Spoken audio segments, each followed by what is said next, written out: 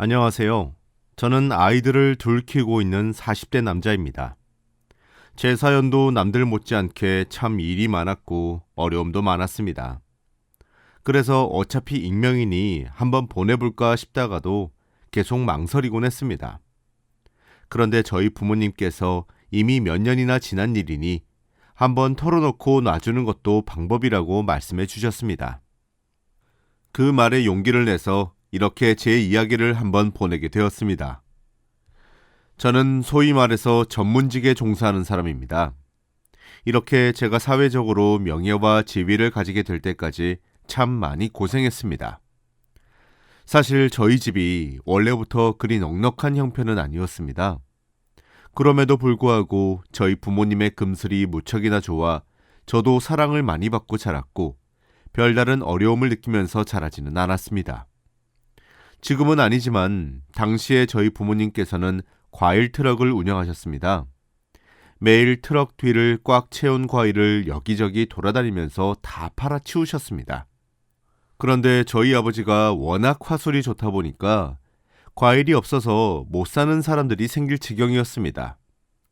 과일을 사면 꼭 저희 부모님 트럭에서 사는 손님들도 생겼을 뿐만 아니라 저희 부모님이 오실 때까지 기다렸다가 줄을 서서 사기도 했습니다. 그런데 그 모습이 어떤 사람의 눈에 띄었고 그 사람으로부터 저희 아버지는 스카우트 제의를 받게 되었습니다. 당시 아버지는 젊으신 편에 속했었고 이제 새로 시작하는 스타트업의 회사의 마케팅 담당을 해보겠냐는 제의였죠. 당연히 아버지는 단칼에 거절하셨습니다. 본인은 배운 것이 없는 사람이니까 그런 일을 할 수 없으시다는 것이 바로 이유였습니다. 그런데 아버지를 스카우트하셨던 분께서도 보통 내기가 아니셨어요. 그분께서는 회사에 앉아서 주파나를 튕기는 사람이 아니라 직접 발로 뛰는 사람이 필요하다고, 우리 회사가 무엇을 하는지 알려줄 사람이 필요한 것이라며 매달렸습니다. 저희 집에 몇 번씩이나 찾아왔던 기억이 제게도 있거든요. 그럼에도 불구하고 아버지께서 계속 거절하자 그 사람은 회사에 대해 설명하기도 했고 이게 얼마나 비전이 있는지 설득하기도 했습니다. 아버지를 스카우트하기 위해 정말 많은 노력을 기울이는 것이 어렸던 제 눈에도 보였습니다. 결국 그분의 노력 끝에 아버지는 과일 트럭을 정리하고 난생 처음으로 회사에 입사하게 된 것이었죠. 나중에 알고 보니까 아버지를 입사시키기 위해 저희 집에 찾아오고 그랬던 분이 그 회사의 대표님이셨다고 했어요. 어찌되었든 아버지가 입사하게 된 회사는 무서운 속도로 성장했습니다. 스타트업 기업치고 이례적인 성장 속도였다고 하셨죠. 아버지가 정말 마케팅 쪽에 엄청난 재능이 있었던 것인지 좋은 조건으로 거래를 연속으로 따오기도 했거든요. 또 아버지는 자신이 이제 전문적으로 마케팅 쪽으로 가게 되었다며 마케팅 관련하여 공부를 하셨습니다. 그러니 무서울 정도로 성장할 수밖에 없었던 것이었겠죠. 대표님께서는 인심이 후하신 분이셨고 상벌이 명확한 분이셨습니다. 그리고 저희 아버지는 상을 받을 만한 업적을 많이 남기셨고요. 그래서 저희 집의 형편이 조금씩 나아졌습니다. 어느새 주택에 살았던 저희는 빌라로 이사도 갔고 정신을 차려보니 좋은 경치를 볼 수 있는 아파트에 살았거든요. 아버지는 일을 하면서도 그곳에 안주하지 않고 계속해서 일과 공부를 병행하기 시작하셨으며 그 결과 지금까지도 많은 신입생들을 가르치고 계십니다. 현재 아버지가 다녔던 회사에 이사직으로 올라가 계시거든요. 저는 저희 가정 형편이 휙휙 바뀌는 것을 실시간으로 지켜보게 되었고 그러다 보니 자연스럽게 저도 성공하고 싶어졌습니다. 아버지가 너무 자랑스러웠고 정말 존경스러웠습니다. 저도 나중에 커서 아버지처럼 능력 있는 사람이 되어 많은 사람들에게 인정을 받고 싶었습니다. 그렇게 공부를 하게 되었습니다. 한결 넉넉해진 집안 형편으로 저는 남들처럼 뒷바라지를 받을 수 있었고 그 결과 지금 제가 전문직에 종사할 수 있게 되었던 것이죠. 인생을 성공하고 싶다는 것이 삶의 목표였기 때문에 정말 죽어라 공부만 했습니다. 그러다 보니 저는 제대로 연애 한 번을 해보지 못했었죠. 나이 30에 접어들고 어느 정도 제 자리를 잡으니까 선자리가 미친 듯이 들어왔습니다. 아무래도 제가 집안이 그리 부족하지 않고 저 또한 직업 자체가 좋다 보니 많이 들어오는 듯 했습니다. 저희 부모님도 제가 30의 나이를 넘기자 내심 얼른 결혼했으면 하시는 것 같아 선을 보러 많이 나갔습니다. 그런데 선자리라는 것이 아무래도 서로 조건을 대놓고 재고 따지는 그런 자리다 보니까 불쾌한 기분도 많이 들었고 진절머리가 나는 듯한 느낌이 들었습니다. 연애를 해보지 않아서 제게 로망이 있었던 것 같아요. 그런 인위적이고 자규적인 만남보다는 운명적인 만남을 가지고 싶었거든요. 그리고 그날도 선자리에 가서 제가 무엇에 관심이 있고 그런 것이 아닌 제 직업과 연봉에 관심이 많은 여성을 만나서 기분이 참 꿀꿀했었어요. 선자리를 끝내고 멍을 때리면서 집으로 터덜터덜 걸어가던 도중이었습니다. 어떤 여성분과 제가 아주 크게 부딪혀버리고 말았어요. 그렇게 만나게 된 사람이 바로 민주 씨였습니다. 제가 체격이 조금 좋은 편이었고 민주 씨는 갸냘픈 몸을 가지고 있어서 그런지 제게 부딪혀온 민주 씨는 거의 나가 떨어지다시피 날아가더니 바닥에 철푸덕 엎어졌습니다. 주위를 제대로 살피지 못한 저도 잘한 것은 없다는 생각에 민주 씨가 거절하는 것을 무시한 채로 병원을 함께 갔습니다. 그러면서 민주 씨와 제대로 된 대화를 하게 되었죠. 민주 씨는 뭐랄까 무척이나 참하다는 인상을 주는 여자였습니다. 그리고 이야기를 하면 할수록 참 괜찮은 사람 같다는 생각이 들었습니다. 저를 품평하듯 하던 자리에만 나가서 권태로움만 느끼다가 제게 이것저것 물어보며 쑥스럽다는 듯 감사 인사를 건네는 민주 씨에게 저는 반하게 되었습니다. 저는 그날을 계기로 적극적으로 대시하기 시작했고 결국 저와 민주 씨는 연인 사이가 되었습니다. 민주 씨의 아버지께서는 경찰이셨고 하나 있는 오빠분께서도 아버님을 따라 경찰이 되셨다고 하더라고요. 어쩐지 민주 씨를 보면 참하다고 항상 생각했는데 집안이 그런 공무원 쪽으로 많이 가서 그렇구나 생각했었죠. 외적인 부분들도 민주 씨가 제 이상형이었지만 내적인 부분들마저도 완벽한 여자였습니다. 연애를 하던 1년이란 기간 동안 무척이나 행복했고 제 앞에 꽃길만 펼쳐질 거라 믿어 의심치 않았습니다. 저보다 민주 씨가 5살이나 어리기도 했고 집에서 워낙 사랑을 받고 자란 막내딸인 티가 많이 났기에 저는 민주 씨의 나이가 30을 넘겼을 때 슬슬 결혼을 해야겠다고 생각하고 있었습니다. 하지만 인생이 참 마음대로 되지 않는다고 하더니 민주 씨가 그만 덜컥 임신을 하게 되었습니다. 이제 어떻게 해야 하는 것이냐며 눈물을 흘리던 민주 씨에게 제가 책임질 테니 걱정 말라며 큰 소리를 쳤어요. 그렇게 처가댁에 가서 욕이란 욕은 다 들어먹으면서도 민주 씨와 결혼하고 싶었던 저는 딸을 제게 주시면 안 되겠냐고 결혼을 허락해달라며 매일 찾아가서 처가댁에 빌다시피 했었습니다. 처가댁에서도 사실 어쩔 도리가 없으셨어요. 속은 많이 상해하는 듯 하셨지만 결국 민주 씨를 제게 시집 보내기로 결정하셨거든요. 저희 집에서 저도 엄청 많이 혼이 났습니다. 그러나 저를 혼내시면서도 저희 부모님 얼굴에 내심 기분 좋을 때 짓는 미소가 걸려 있으셨던 것 같아요. 상견례를 하는 순간까지도 사실 양가의 분위기가 아슬아슬했지만 저희 부모님께서 귀하게 키운 딸을 이렇게 데려오게 되어서 면목이 없으시다며 사과를 하시기도 했고 아무래도 민주 씨의 배가 불러오기 전에 급하게 해야 하는 결혼이었기 때문에 저희 집에서 많은 비용을 부담하기로 하고 일단락이 되었습니다. 솔직히 손바닥도 마주쳐야 소리가 난다는데 저만 죄인 취급을 받는 것 같아서 의아하기도 억울하기도 했었지만 딸이 사고를 쳐서 어쩔 수 없이 마음의 준비조차 하지 못한 채로 시집을 보내는 부모님들의 심정이 어떠하실지 차마 헤아릴 수가 없어서 좋은 게 좋은 거다 하며 넘겼습니다. 그렇게 저와 민주 씨는 결혼을 하게 되었습니다. 항상 다정다감하고 가정적이었던 민주 씨와 연애를 했던 순간들이 너무 행복하고 달콤했기 때문에 제 결혼 생활도 그와 크게 다르지 않을 거라고 믿어 의심치 않았습니다. 저는 이제 제 눈앞에 행복하고 아름다운 꽃길만 펼쳐질 줄 알았죠. 하지만 꽃길은커녕 그때부터 제게 펼쳐진 것은 불지옥이었습니다. 결혼 이후 저는 외벌이로 가정을 일궜습니다. 민주 씨가 임신을 했기 때문에 전업주부를 하길 권했어요. 제가 혼자 벌어도 사는 데에 딱히 큰 지장이 없으니까요. 또 결혼할 때 처가댁에서 요구하는 집을 제가 사서 갔고 혼수조차 제가 채웠습니다. 갑작스럽게 한 결혼이라 민주 씨네 쪽에서 준비하지 못한 상황을 기꺼이 이해했습니다. 그리고 처가댁에서 요구했던 가방이며 자동차며 전부 다 제가 해갔습니다.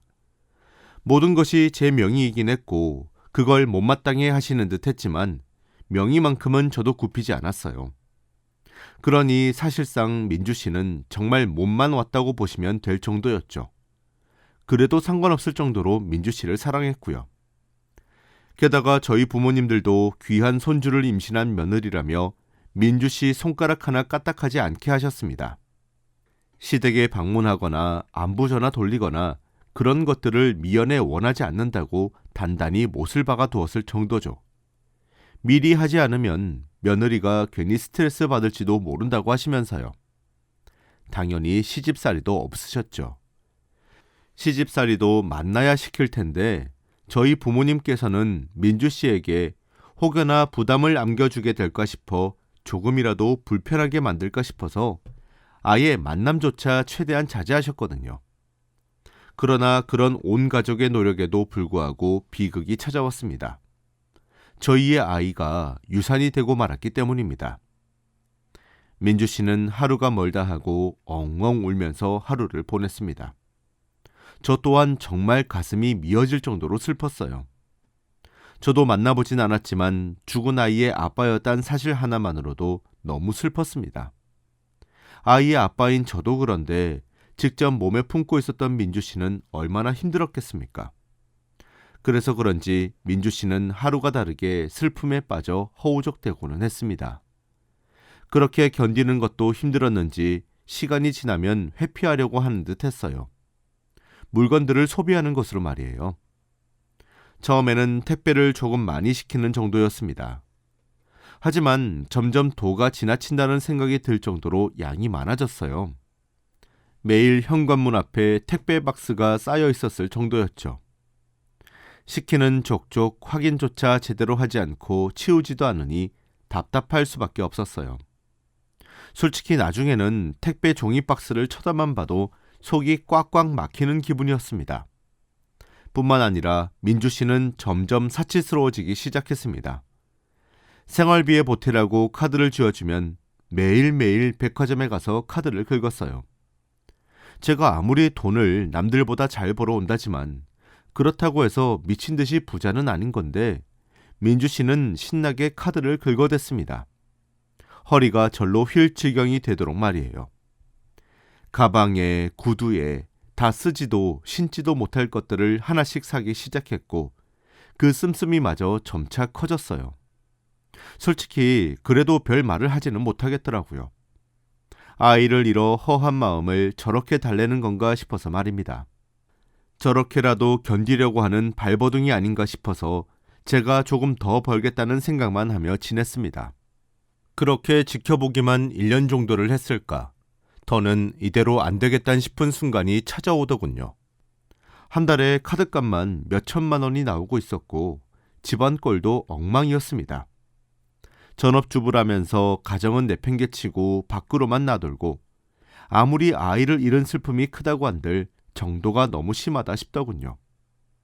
저는 강경하게 나가야 된다고 생각했습니다. 처음엔 처가댁에 말씀드렸어요. 그랬더니 욕이 돌아오더군요.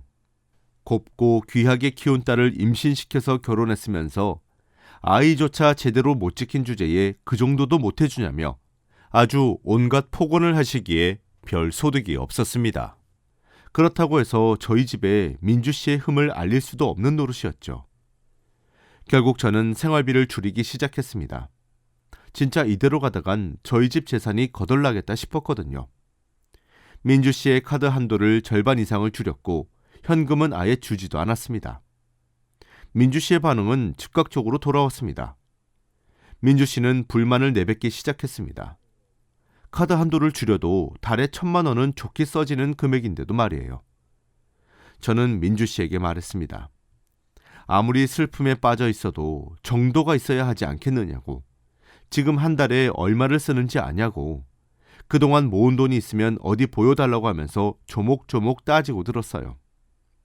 민주 씨는 히스테리를 부리고 소리를 꽥 지르더니 그날 이후부터는 각방까지 쓰자고 하더군요. 차라리 이번 기회에 민주 씨의 안 좋은 버릇을 뜯어봐야겠다고 싶어서 그러자고 했습니다. 뿐만 아니라 남편은 밖에서 뼈 빠지게 고생해서 돈을 벌어오는데 집에서 놀고 먹고 자는 것밖에 할 줄 모르는 당신만 왜 돈을 쓰고 사냐고, 모아놓은 돈도 없고 날더러 어쩌란 것이냐고, 적게 벌어오는 것도 아닌데 그 많던 돈들이 다 어디로 갔느냐며 저는 더 크게 화를 냈습니다. 저는 제가 사실 그렇게 강경한 방법을 사용하면 민주 씨가 반성하고 고칠 줄 알았습니다. 방황을 하기 시작한 것도 얼추 1년이 다 되어가던 시기였으니까요. 하지만 민주 씨는 전혀 그렇지 않았어요. 저에 대한 불만은 곧 도벽과 도박으로 이어졌기 때문입니다. 민주 씨는 저와 결혼할 당시에 몸만 온 것만 다를 바가 없었습니다. 그래서 그런지 모든 것들이 제 명의로 되어 있었습니다. 당연히 민주 씨가 목돈을 만들어낼 구멍이 전혀 없다는 뜻입니다. 그래서 민주 씨는 머리를 굴렸고 그렇게 선택한 방법이 저희 부모님의 재산을 빼돌리는 것이었습니다. 저희 아버지의 자수성가로 인해 저희 집에도 이젠 어느 정도의 재산이 있었습니다. 그중 당연히 상가 건물도 하나 있었지요. 민주 씨는 저와 냉전이 시작되고 난 이후에 혼자서 시댁에 보고 싶어 왔다며 불쑥 찾아갔던 날이 있었습니다. 그리고 그때 저희 부모님 명의로 되어 있던 상가 건물의 문서를 훔쳤습니다. 건물을 증여하는 데에 필요한 서류들은 부모님 집에 있는 금고 안에 들어 있었는데 민주 씨가 그 비밀번호를 알아온 모양이었죠. 그리고 따로 인감도장을 저희 부모님의 이름으로 만들었고 본인에게 그 건물을 증여했습니다. 증여하는 과정도 나중에 밝혀진 것을 보니 기가 차더군요. 민주 씨는 그날 이후로 지하철 곳곳을 돌아다니면서 저희 부모님과 최대한 닮은 노숙자 2명을 구했습니다. 그리고 2사람을 교육시킨 이후에 불법적으로 증여를 하게 만들었더군요. 그렇게 민주 씨는 저희 부모님으로부터 아파트 한 채와 상가 건물 하나를 증여받게 되었고 그것들을 담보 삼아 대출을 받으면서 목돈을 만들었습니다. 그리고 그 목돈을 들고 도박판에 다시 뛰어들었던 것이었어요. 당연히 처음에 저희 부모님들도 바로 알아차리지 못하셨습니다. 나중에 모든 정황을 알게 된 이후 뒷목을 누가 먼저랄 것도 없이 잡으셨을 뿐이었어요. 게다가 민주 씨는 자신이 증여받자마자 그 건물의 소유주부터 바꿔버린 것인지 민주 씨의 명의로 되어 있지도 않았습니다. 춘옥이라는 이상한 여자의 명의였어요. 저고 부모님이고 누가 더 화났고 덜 화났고 가릴 수 없었습니다. 당연히 저희 부모님께서는 제게 이혼을 권유했습니다. 같이 살고 안 살고의 문제가 아니라면서 경찰에 신고부터 하셨어요. 불법적으로 증여가 되었고 건물의 원주인인 저희 부모님들이 몰랐다고 하시면서요. 민주 씨를 잡아다 경찰서에 함께 데려가고 싶었는데 냉전 이후 각방을 쓰게 되면서 더는 마주치지 않게 되었고 민주 씨도 밖으로 도는 것 같아 만나지지도 않았습니다. 결국 민주 씨의 실종 신고까지 함께함으로써 민주 씨를 겨우 붙잡을 수 있었습니다. 처음 경찰 측에서는 너무 어이가 없으신지 허허 웃으시면서 가족끼리 원만하게 합의를 보라는 둥 말 같지도 않은 소리를 하길래 제가 너무 화가 나서 한마디를 내뱉으려던 찰나였습니다. 갑자기 저희를 담당하던 경찰관께서 신원조회를 한 것인지 표정이 굳어지면서 민주 씨를 캐묻기 시작했습니다. 그리고 그제서야 민주 씨의 진짜 정체가 밝혀지게 되었습니다. 정말 기가 막혔습니다. 먼저 현재 상가의 건물주로 되어 있는 춘옥이라는 여자가 있다고 했죠. 춘옥이라는 사람은 저보다 7살 많은 여자였는데 그게 바로 민주 씨의 진짜 정체였습니다.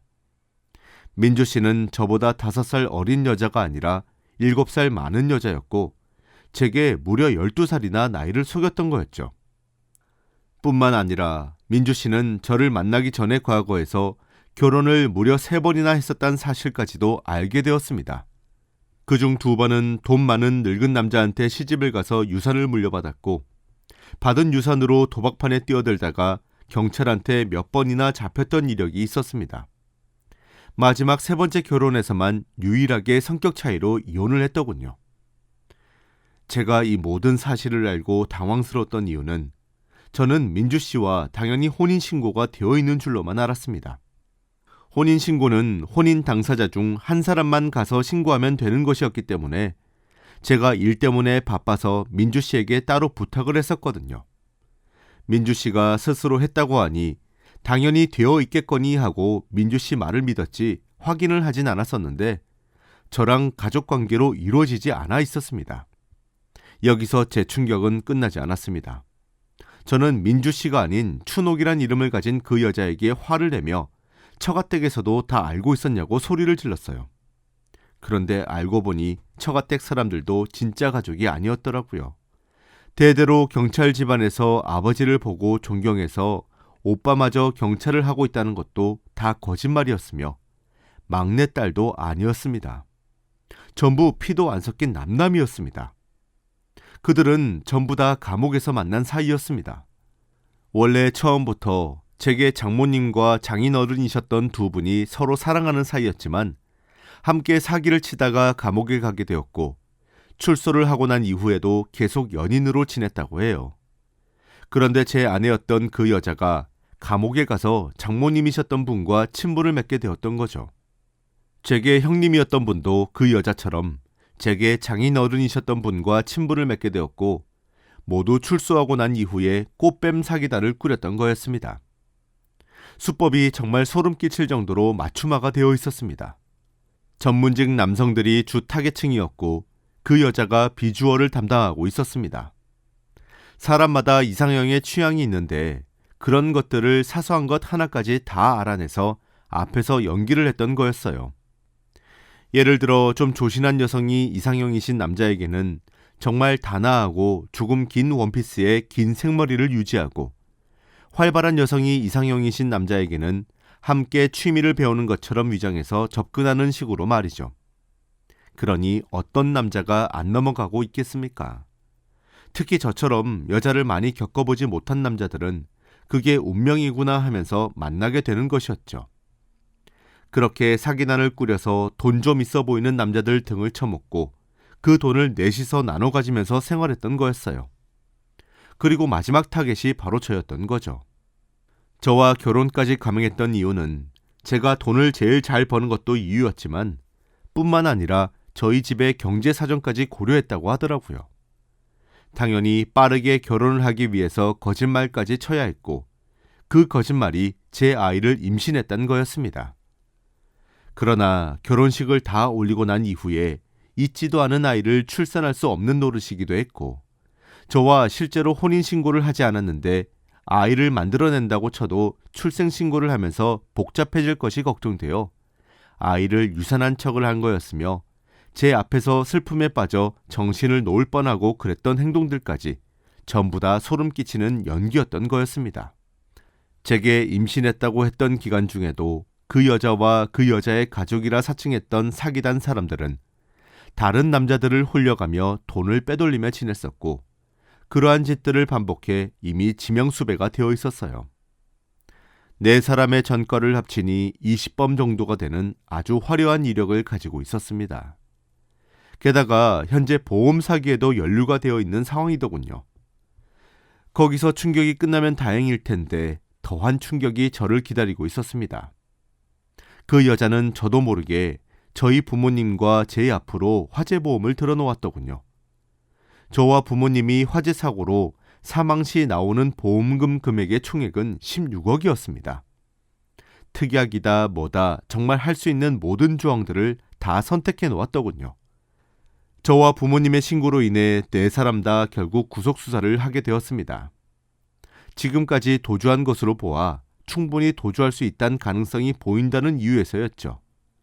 게다가 압수수색까지 실시하게 되었는데 처가댁에서 네 사람이 가지게 될 수익 분배에 관해서 약속된 내용이나 앞으로의 계획에 대한 것들까지 조항으로 만들어 문서화시킨 파일들이 여럿 나왔고 그들의 휴대폰 속 대화 내용들에서도 차마 이곳에 쓰기엔 잔인할 수준의 대화들이 나왔습니다.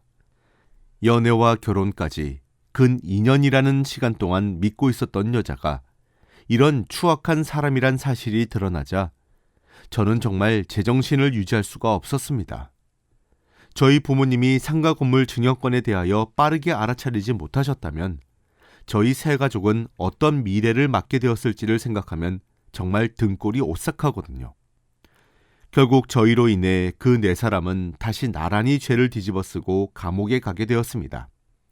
저희 수사가 끝나고 난 이후에도 그들이 연루되어 있는 사건들의 피해자들이 속속들이 속출하기 시작해 이번에 네 사람 모두 가벼운 형벌로는 끝나지 않을 것 같아 보였습니다. 당연히 불법적으로 상가 건물이 증여가 되었기에 그 사실은 무효로 돌리는 데에 성공했습니다. 그동안 그 여자와 처가댁에서 쓴 돈을 따지면 몇 억은 우스웠지만 거의 돌려받을 수 없었습니다.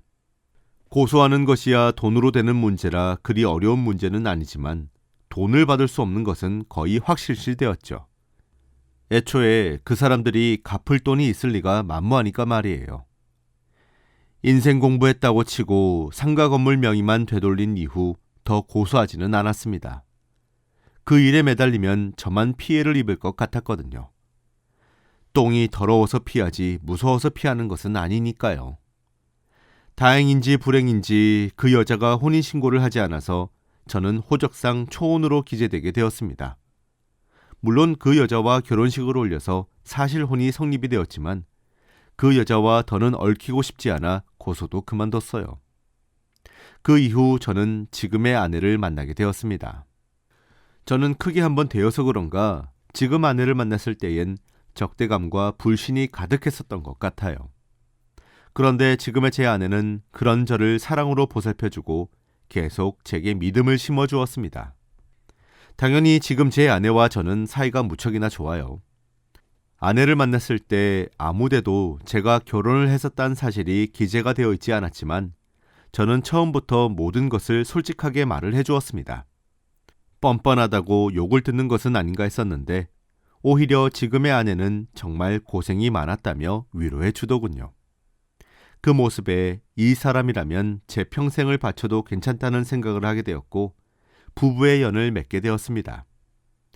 결혼을 하고 나서 곧바로 아이도 둘씩이나 낳아주기도 했고 무척이나 가정적인 사람이라서 그런지 이제서야 불안감이 가시고 안정적인 결혼 생활을 하는 듯한 기분이 듭니다.